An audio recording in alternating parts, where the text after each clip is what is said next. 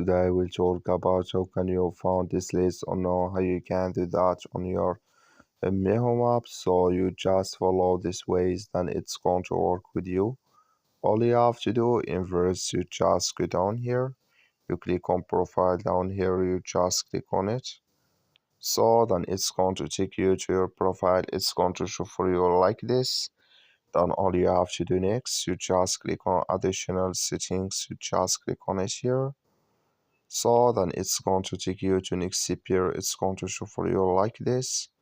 Then you click on notification settings. Then you come to next here. It's going to show for you like this. So then you come here to send notification management. You just click on it. Then here you will find our send notification management you have. I have nothing. But if you have it, you will find it here in this list. That's all you have to do. Thank you for watching. Don't forget to support us by liking and subscribe.